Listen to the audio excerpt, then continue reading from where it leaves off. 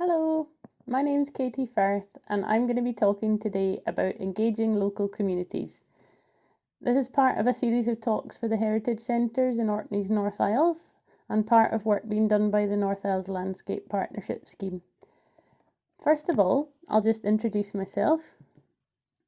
I've got a background in community archaeology, but I've had quite a few different roles in the heritage sector over the past 12 years. For example, park ranger, museums, activities assistant, and over the past 5 years I've been doing some freelance work in heritage learning and engagement. I've also been a volunteer since 2011 with the Young Archaeologists Club. This talk is going to take a fairly informal format where I'll just be talking about some examples of different types of activity I've delivered with heritage organisations in the past, and these have been with lots of different audiences. I don't expect that all of these will be relevant or interesting or possible for your group. However, I do hope that you'll be able to take some ideas away which might grow into projects for you in the future. Before I get started, I wanted to touch on something important. It's a very good idea to get to know your audiences and ask them what heritage means to them. And it might be something quite different to what heritage means to you. This photograph was taken during a workshop with some secondary pupils, and I was interested to see them writing things like family and place names when I asked them what is heritage. So if I had gone straight into delivering a workshop about prehistoric archaeology, it might not have really met their expectations. So if I had spoken to them first of all, then I'd find out what it is they're expecting and what sort of things they enjoy doing the most. One of the most traditional methods of heritage engagement is talks and lecture series. And these are usually delivered to an audience who are already interested and engaged in their subject matter.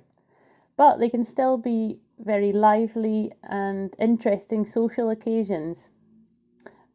One thing I wondered about was whether talk circuits could be planned to take an audience around the different North Isles to see different speakers on different islands. I'm not sure how this would work practically, but it might take the onus away from one group to organise an entire lecture series. In the current climate, a lot of organisations are doing their lecture programmes online, and if this sounds daunting, there are organisations out there who can help you to deliver online talks, and I'll put a note of those in my handout. One thing I also wondered is if you could look at some of the existing groups in Orkney and look at their lecture programmes, and that might give some ideas to start with for people who might be willing to come and talk, because if a speaker's already done a talk before, it's less work for them to just go and do the same or a similar talk again.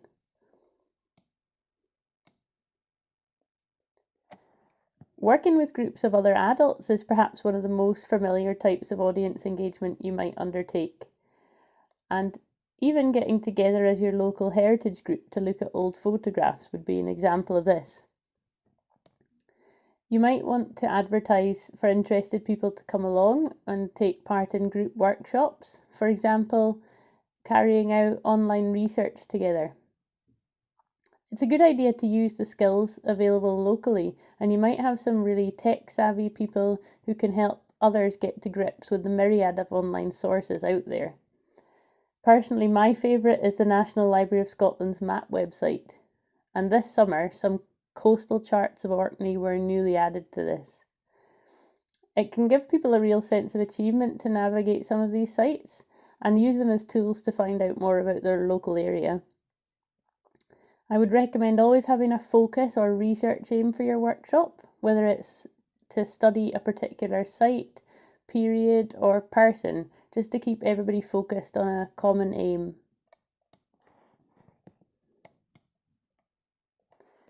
Schools are an audience just waiting to be tapped. School kids love finding out about the past, and teachers love it when local enthusiasts can help to deliver parts of their social subjects curriculum. I'm sure some of you have worked with your local schools in the past, but if you haven't done it for a while, it might be a good time to get in touch and see how you can help teachers to cope with the challenges that they're facing at the moment.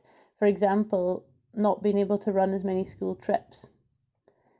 Heritage can be really hands-on, which kids and teachers love. And it can also be very interdisciplinary, with heritage spanning social subjects, science, religious and moral education, just to name a few. I'd like to highlight a national scheme called Kids in Museums, which has lots of resources to help you engage kids in heritage. The photo at the bottom of the screen was taken during a project where kids took part in Takeover Day, part of Kids in Museums, and they became museum curators for a day, curating their own exhibition of objects that they had excavated. They wrote their own interpretation and did tours for visitors. It was really rewarding for all the staff involved, and it got a lot of new visitors through the door, as all their friends and family came to see the children's work. The other thing I'd like to highlight is that you can involve kids in your heritage centre without explicitly teaching them about history. The photo above my head is from a project where secondary pupils learned about careers in art and traditional skills.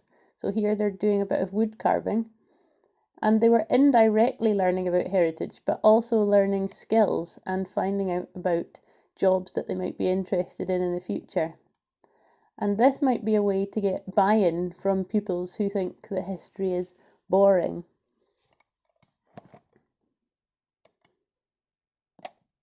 Public events are also a fairly traditional way to engage audiences in heritage, but they don't have to be traditional. You can really have fun and let your imagination run freely when you're thinking up some possible public events.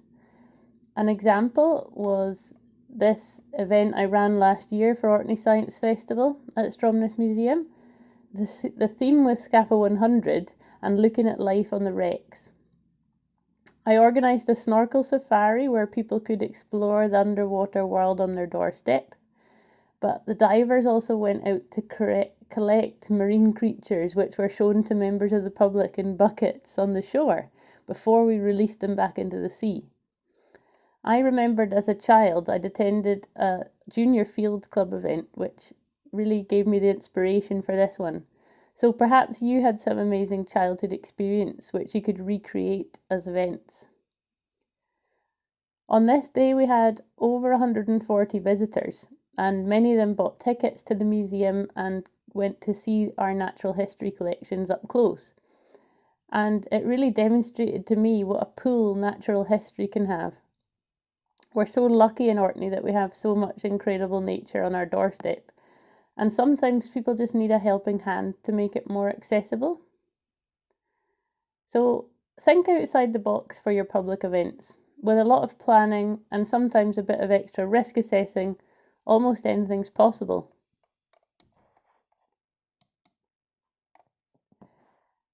Workshops for organised groups. Well, first of all, what do I mean by organised groups? I mean groups which already meet and you can just deliver activities for them, so you don't need to organise getting them together. They do that already. So for instance, it could be young farmers, SWRI, guides, brownies, toddler groups, youth clubs. With these audiences, I would say find out what they're interested in, just like I said at the start. For example, the top picture here, which I'll just highlight for you, is of a World War I coastal defence battery. And the picture underneath here is a model that some children made of that site in Minecraft, a computer game. And I didn't have to have any experience of Minecraft, the children just did it themselves. All I did was take them to the site and show them some maps and plans and photographs of it, and they did the rest. Hands-on activities work really well in my experience, so getting people to have a go of what people did in the past can really put them in their shoes.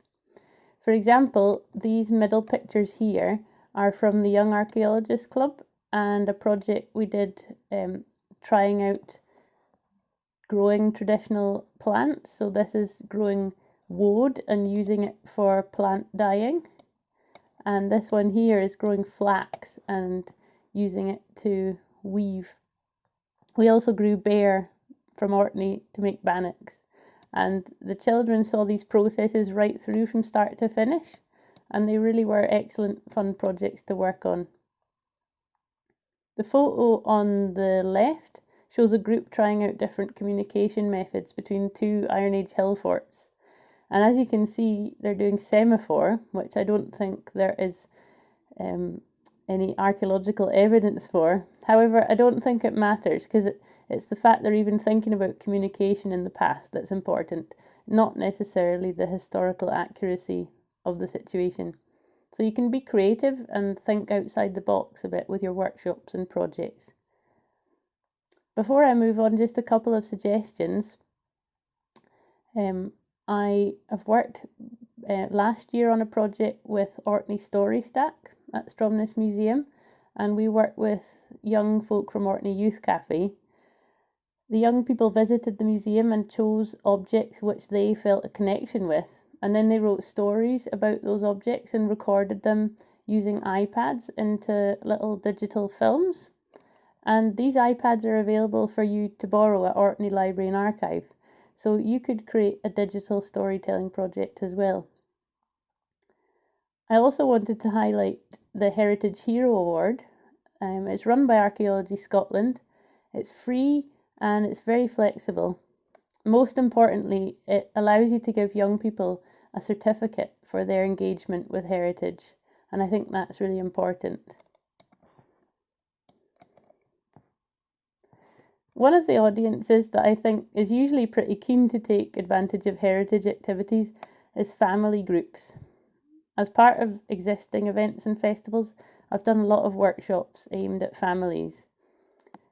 I'd say some tips are to run fun, quick and creative activities, and having something which kids can make and take home is always a hit. One of my highlights of last year was a project I did at Stromness Museum in partnership with Westside Cinema, and that was a week of drop-in animation workshops. You can see the picture above my head is a still from the animated film that we made. We were able to get funding to get an animator up from London to deliver the workshops, and the result was a collaborative film which had contributions from all ages. It was really creative, quirky and great fun, and I'll put a link to the film on my handout so you can have a watch of it. However, you might not have time to seek funding to employ an artist or an animator to work with you. So I would say use skills you already have within your communities. Look for volunteers that are knacky-handed and crafty. The internet has an amazing array of activity suggestions, and the picture on the bottom left is of a workshop I did inspired by an exhibition we had running at Stromness Museum. And that was about Charles Clouston, who is a weather expert. The children were making clouds and rain using shaving foam and food colouring. And this idea came from the site Pinterest, and you can find lots and lots of ideas there which you won't need any prior experience to have a go of.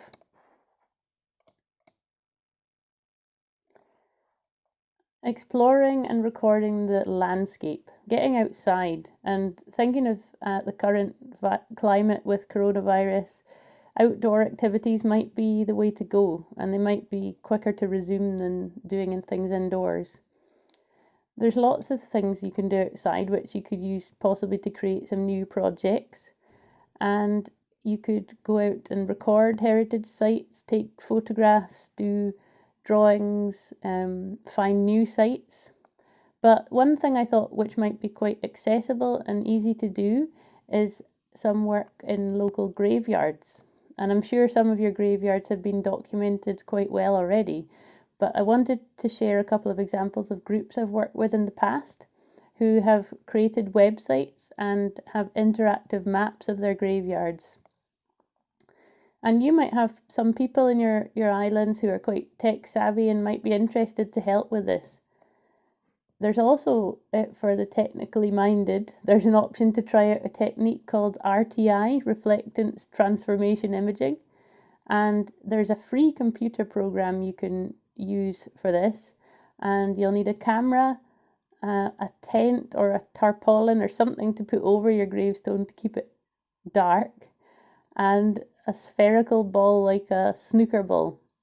And this technique allows you to see engravings which might be worn away and you can't see them with the naked eye. So the gravestone just here is from the 18th century, and you couldn't see those engravings with the naked eye. But once RTI was done, it revealed what the words said. So you might have some quite worn stones that would be good candidates for trying this out. And I worked on a project in Glasgow, which had a handful of volunteers who went out and did this for various gravestones. They quite enjoyed it. Talking of volunteers, I think volunteers are the lifeblood of local heritage centres, and don't forget about them when you're talking about engaging audiences. And the best volunteer project I was part of was Dunfermline Museum. And we had a wonderful volunteer coordinator who engaged literally hundreds of volunteers in the project. And the volunteers kept coming back time after time to stay involved with the museum. And that's because they were really well looked after. Sometimes people underestimate how much coordination and work it takes to involve volunteers. And what the Dunfermline project did really well was recognising the work and celebrating the volunteers with social events and get-togethers and celebration events, always with lovely lunches and cakes and things put on. So if you're putting in a funding application, remember to add in expenses for volunteers so you can give them a treat. Also, at the current time, volunteering might have to be a bit more flexible. And I wanted to share an idea from the Dunfermline project. We had one volunteer who coordinated his own project to digitise old school logbooks. And he took photos of the school logbooks and then emailed them out to lots of different volunteers, including some school classes. And they looked at the photographs and typed out what they read. And then they had a system where they checked each other's work. And then they sent them all back to this volunteer, who could then send them back to the archive service. And now you can actually search online for different names of pupils who attended the school and find out a little bit about them. So that was one example of what you could do to keep engaging volunteers, even in the difficult time that we're currently in. I wanted to talk a little bit about heritage trails, because I've worked on a couple of heritage trails down south, one in Shettleston in the east end of Glasgow and one in Cumnock in East Ayrshire. And both of these places are nowhere near as picturesque as the Orkney's North Isles, but they still managed to create two really good heritage trails. We ran lots of workshops to get the content for these trails with all sorts of different groups. So in Shettleston, I worked with the sheltered housing residents, local schools, the heritage group, and people off the street, just anybody who wanted to come along. And it was a really democratic process because people voted for the places that they wanted to go in the trail at a couple of public events that we held. So it's not just one person putting out a publication and saying this is what our heritage is. It was really a community effort. So if you're engaging people in heritage trails is one of the outputs you could be aiming for. In the Shettleston project, we also hired a tour guide trainer to train volunteers to become guides along the heritage trail. And I think that was really a great project because it gave some people who would not have had the confidence to do that sort of thing before a real boost. And it was a lovely project to work on. Exhibitions. I think all of the heritage centres have at least some space for exhibitions, whether it's just a wall in a ferry waiting room. But I think involving your local communities in creating exhibitions is a really nice way to instill a bit of pride in people, because they can come and show their families what they've done and take other visitors into your heritage centre. So the picture of the children displaying objects, they're displaying proudly objects that they dug up from a excavation in a old pub. But they really enjoyed doing that, and it's amazing how even the most mundane objects, when you put them on a display stand with some lights, they can really take a life of their own. In Dunfermline, I also did a project where we asked the public to donate objects for an exhibition, and this way you get the stories behind the objects and the people's memories of the objects, and I think that's what visitors are really interested in. They want to know stories behind these objects, and that's what really brings them to life. So if you don't have that much of a collection in your heritage centre, you could maybe create a temporary exhibition and ask for objects on a certain theme, and that could be a way of engaging your community. Before I finish, I just wanted to put this slide up to show you that you can really be ambitious with your heritage engagement, and you can think outside the box. This is an event that I was involved with in Arran called Burning the Circle, and it was a sort of experimental archaeology event where we wanted to set a light to a timber circle, because there's some archaeological evidence that that's the way these sites were brought to an end. It was an enormous spectacle, and we had visitors come to see it from all over, and even if they didn't come to see it, they could still see it because it was quite obvious on the skyline.